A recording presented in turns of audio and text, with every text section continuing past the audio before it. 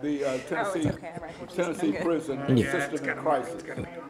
Okay. Is that what we want to do, Reverend Alexander? Sir? Call it the Tennessee prison system in crisis. That sounds good. Because there's been a lot of information that's been written about that and et cetera. You know how to handle that? Can you handle that? I can handle it. Can you handle that, Reverend? Yeah, we can handle He it. can definitely handle it. And so what we'll do, we'll call this Tennessee prison system in crisis. I think we ought to call it that. Okay. The Tennessee prison system in crisis. Okay, and then we'll go through some statements in reference to background, and education, and et cetera, perhaps during the first 3 minutes of this first part of this show. And then the second 3 minutes, which say will give you an opportunity to talk about your background, education, et cetera, a minute and a half or whatever, give you an opportunity to do the same. Wow, this don't need to be in my pocket. And then we'll be over that first 6 minute segment. Okay. And then we'll get into, for the next 8 minutes, that 8 minute segment, we'll get into a system in crisis. Okay. And then the two of you can deal with that from whatever perspective that you want to deal with it. Okay. And we'll have a chance, you know, once we deal with the background education, that 6 minute segment, we'll have a chance to break during that segment and come back for 8 minutes dealing with that. And then during that 10 minute, that third segment, we'll have Ben and Ndume to come in and talk about. That sounds great. Kind of their experience. And I think both of those were involved in death sentences. Well, Ndume was, Ben spent 22 years, life sentence. Right. Ndume was on death row. Right. Yeah, so we'll have 10 minutes to deal with them. And so now we'll simply deal with the system in crisis. Okay. That sounds great. Reverend Alexander, is that right? That sounds good.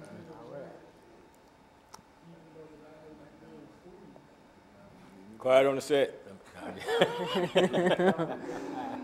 Okay, so we're going to get the two of you doing this last 10 minutes. Say your name and count to 10. Okay. Jeannie Alexander, 1, 2, 3, 6 4, minutes, 8 minutes. 5. Louder. Act like you're talking to Prison Dr. system Haney. in crisis. Jeannie Alexander, Okay. 1, 2, 3, 4, And, 5, 6, 7, we'll 8, 9, 10. with the two of you dealing with That work? Yep. Thank you. some information about the prison system. Y'all ought to be familiar with that, you see. You ought to be able to give us 10 minutes. Man, you think you can give us 10 minutes in reference to what went on out there? Oh, maybe. Daily routine and all that stuff like just that. about what, you know, about things that you think folks need to know in reference to the daily activities and et cetera, anything like that. Life, what's it, a day in the life of an inmate. Yeah, that kind of thing. Yeah. That's exactly it. That's exactly it. I know they both have So we're going to call this the Tennessee prison system in crisis. And the violence, but they can talk about too, some of the violence that takes place in the system that's not reported, that they've seen because of the spirit of time they've been in there. After we get through this second segment, then y'all give them your chairs. Yeah. Y'all stand around and give us some information about what they think, what you think that they ought to talk about as well. Okay. You understand what I'm saying? Yep, I got you. Help us run this. And I think that at the end, we ought to be able to get all this information in with these two segments. Yeah. Okay?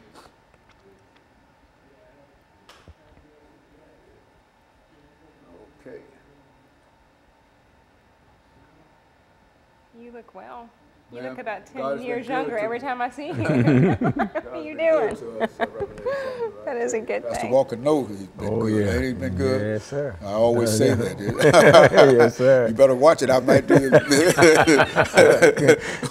23rd Psalm. The Lord is my shepherd. That's Yeah, you. he is. He really is. He really, once you come to recognize that a lot of things can be accomplished through that. We call it Tennessee prison system in crisis. Can you be surprised how many people that could talk and say something, but are afraid?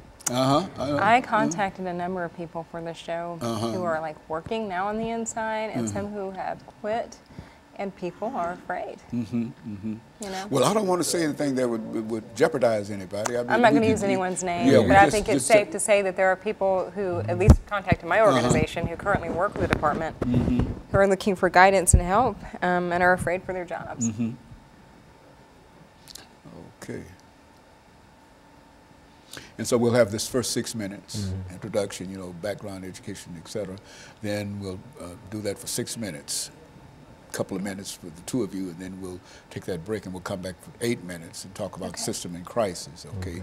And then we'll vacate the seat and we'll bring those two over for 10 minutes, and then we'll be able to deal with the show today, okay?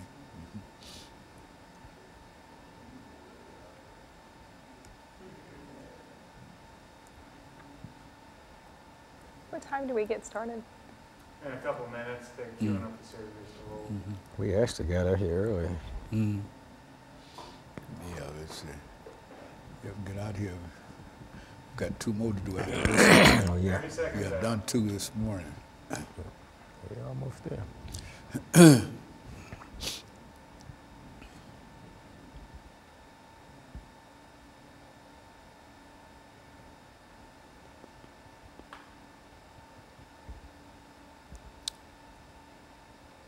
Yeah, we did one on Lana came through this morning and talked about, out of all things, the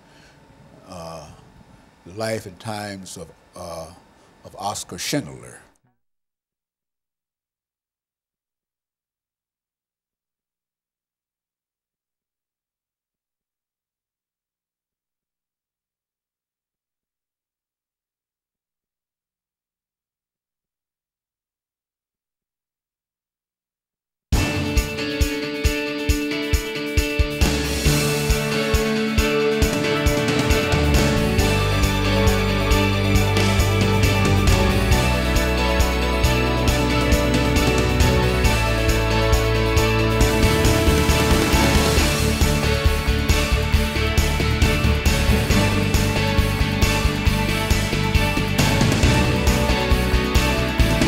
Thank you and welcome to the show this morning.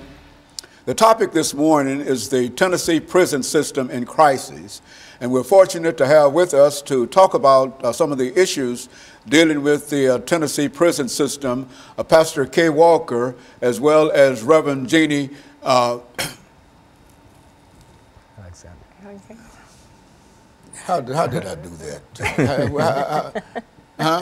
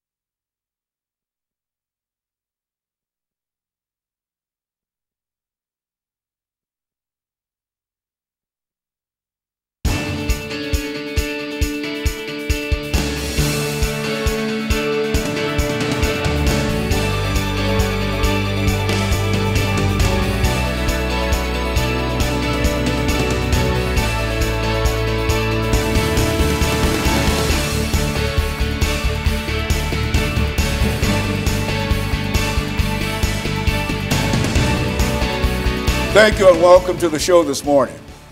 The topic this morning is the Tennessee prison system in crises, and we're fortunate to have with us to talk about some of the issues dealing with the Tennessee prison system, Pastor KWalker and Reverend Jeannie Alexander. And we'll use this part. Did I do it right this time? I got it right yes, that time. Yes, sir. Okay, so Reverend Alexander. And so, Pastor Walker, let's start off by having you to give us some information in reference to your background, your education, and some other things. And Reverend Alexander will give us similar information in reference to her background. And then we'll have the second segment to get into some of the issues dealing with the Tennessee prison system. And we're off now. Go on. All right. Well, I'm Pastor Kelvin Walker, born and raised right here in Nashville, Tennessee, a native Nashvilleian. Dr. Haney, first of all, thank you for allowing the opportunity to be on your show.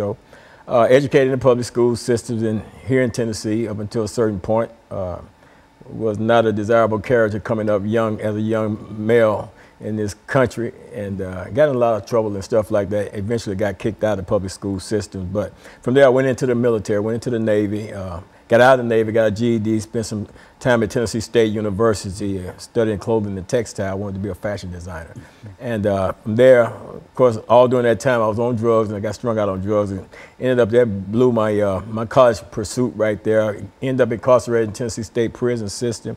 Did some college studies in there through Tribeca East Campus Prison Program, up until good old President Reagan cut out the veterans benefits and stuff like that, and kind of squashed and killed the program for a lot of us that was pursuing degrees while incarcerated. But that's who I am, and I'm here today to talk about some things that I think that are very important. Very good. Reverend Alexander. Dr. Haney, thank you for inviting us back. I am the director for No Exceptions Prison Collective, which is a prison advocacy organization. We work on behalf of prisoners and their families. So I'm an attorney, but I'm also a pastor. And prior to that, I was the head chaplain at Riverbend Maximum Security Institution. And it was during that time when my eyes were really opened about the realities of mass incarceration in this country, and about the fact that none of us can claim to be innocent bystanders at this point. We know what's going on, the information is out there. And so when I resigned a year ago, I left with the intention of starting No Exceptions and working with a collective board that includes outsiders. We have a lot of attorneys in our collective, a lot of pastors and professors, but then also insiders. So in order, I think, to have integrity, is you have to continue to working with prisoners and with their families. And typically, we stay focused on very specific issues in the prison system. But recently, there's been so much buzz and noise and coverage, as you well know, about the prison system currently and about the current administration, that we've received so many calls and so many letters, not just from insiders, but from employees, from families of prisoners, that we become involved in other issues that are immediate and very timely right now, having to do with the well-being of those who work in the prisons and those who live in the prison.